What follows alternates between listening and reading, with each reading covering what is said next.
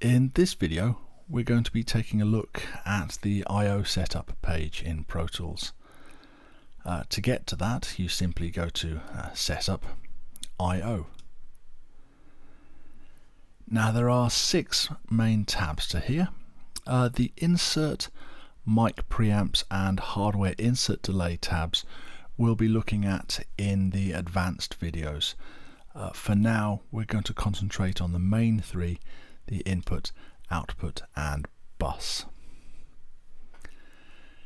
Now a quick and easy way to get a default setup is to just go to each of these tabs in turn, select everything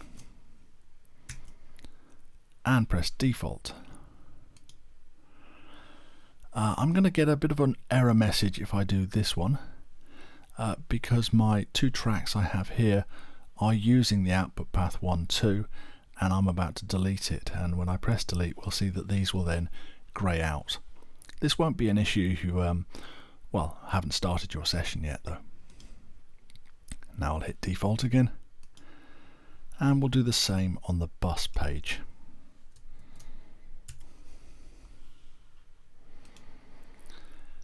And this gives a nice simple default layout that should match the number of inputs and outputs you have on your interface. We can customize these. The input page simply tells me that I have 2 inputs on my interface, input 1, input 2. And if I click on this little disclosure triangle, you can see that they are set to configured as either a stereo pair, which are called input 1, 2, or I can use them as individual mono inputs. You could try and change the channel configurations from here. I won't because, well, you don't need to do much here unless you're dealing with surround sound tracks. But I will rename these 2. At home I usually have my main mic plugged into input 1. And I usually have a guitar or bass DI'd into input 2. And this labeling will just make life a little bit clearer later on. The output page gives me a similar kind of idea. It tells me that the 2 outputs of the interface are 2 stereo pairs. You can see here's output 1, 2, which is using the first 2 outputs of the interface, and fairly obvious with output 3, 4. Although it is possible to rename your output page, I tend to leave this by as it is by default and use buses instead for the naming. Now we have 128 buses here, labelled 1 to 128, in addition to a couple of other stereo buses up here. Now in essence these are identical to the rest of them. It's just they have been named automatically to the same names as the outputs in this tab, and they have been automatically assigned to those outputs. So I have 2 outputs, we saw them here, output 1, 2, output 3, 4, and that's what we can see referred to here. And these are the buses that are feeding those outputs, and they've just taken their names from them. I'm actually going to customize these names.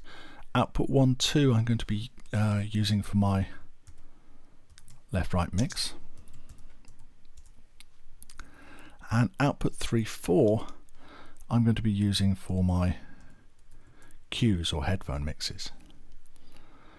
So all I've done is rename these 2 stereo buses, and the bus that's renamed now left-right mix you can see is mapped to output 1, 2, and the bus that's been named cues is mapped to output 3, 4.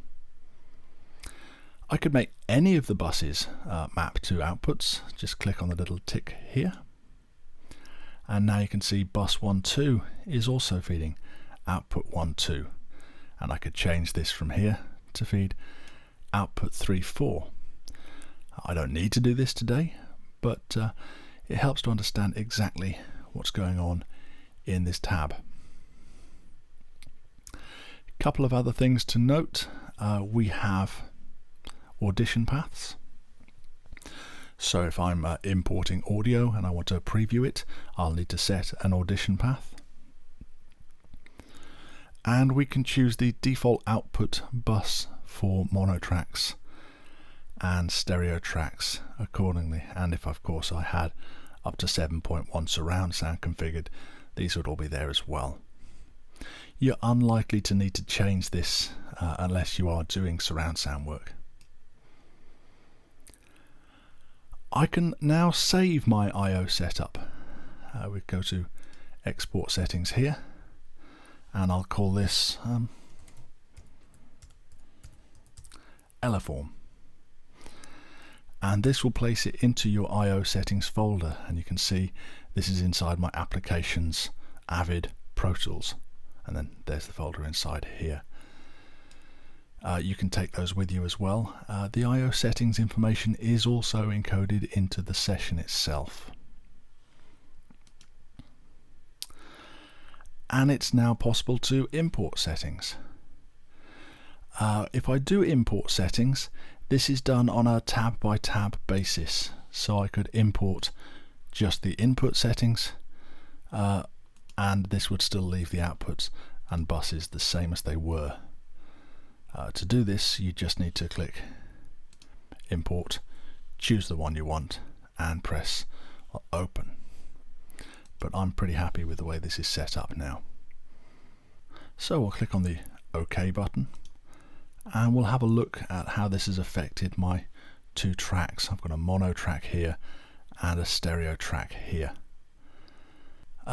If we look at the outputs of these are currently grayed out, and this is because we deleted their outputs earlier. So I'm going to reassign these to output 1, 2. Now to affect all of the tracks at once, hold the Option key, click and choose output, left right mix. And we can see this is the name of the bus, left right mix, and left right mix is assigned to go to output 1, 2 on the interface. If we look at the available options for the inputs of the mono track, they are mic and DI, and on the stereo track they are just input 1, 2. So this whole configuration, the same principle will apply regardless of how many ins and outs you have on your interface. So in the next video we'll be taking a look at an overview of the Pro Tools edit page.